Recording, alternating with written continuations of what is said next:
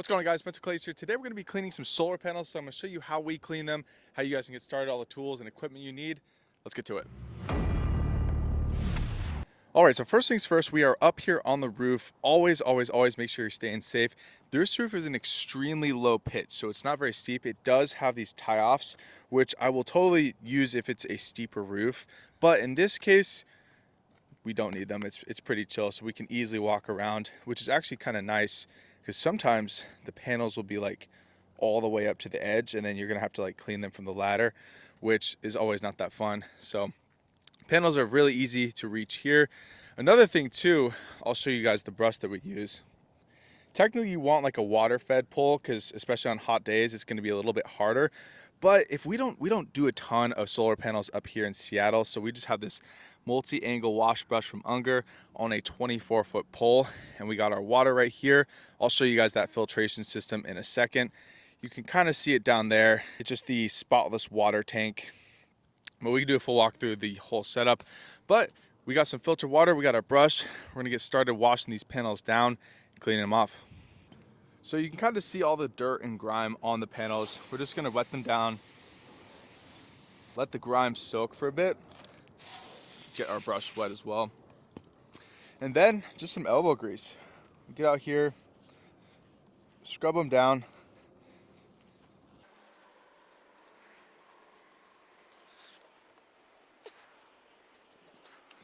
Sometimes you need to keep rinsing them off, let them soak.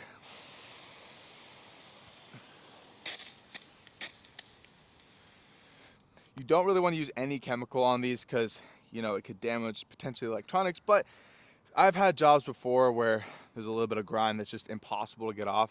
And so we'll use a tiny little bit of, you can use sodium percarbonate or even a little bit of bleach if you're really careful and you rinse it off right after. Most people will tell you that work in solar, like, oh, should never do that. But I mean, these things are out exposed to the elements for, you know, years. A tiny little bit of chemical is not going to do anything, especially if you wash them off after. So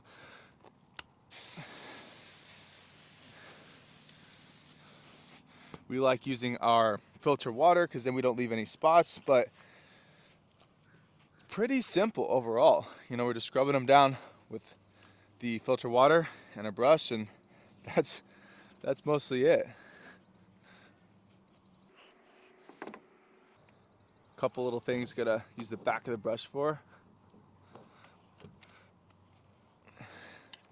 Obviously, sometimes you'll have jobs where you need to extend the pole so you can reach a lot more further down. This thing will reach all the way to the end if we really needed to, but we'll probably just walk around and clean it like that.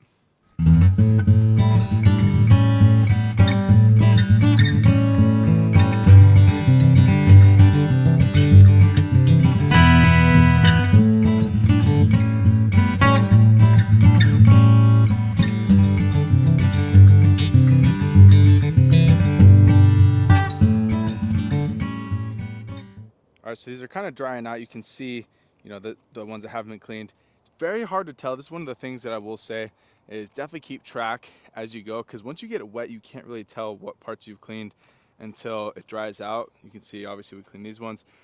There's a couple tiny spots we might go back and hit, but overall, much better. Sometimes it just takes some elbow grease. Like, you literally just gotta, you know, sit there. But, you know, hey, do what it takes. We're still moving along pretty good.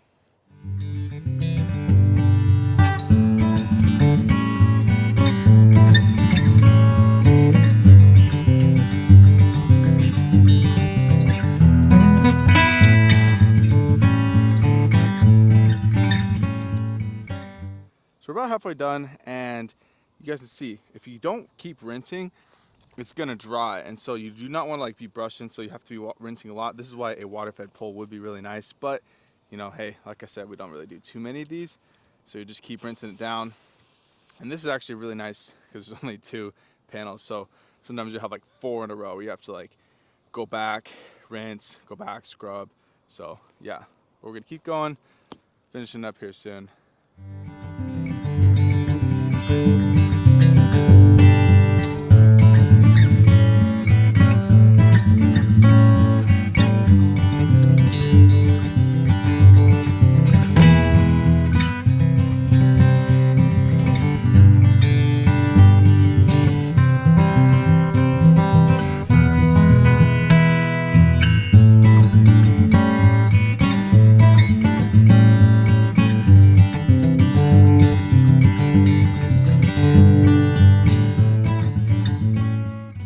panels are drying right now, so I'll just I'll show you how we set it up. But this is obviously the intake, outtake. This thing filters it out, just filled with resin. You can replace these.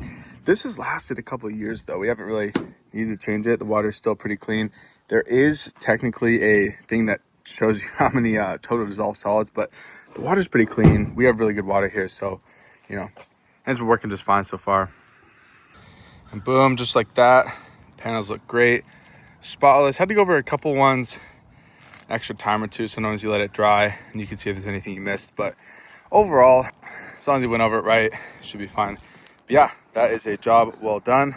But yeah, guys, that is pretty much it. If you have any questions, comments, concerns, leave that down below. I'll answer that in a follow-up video.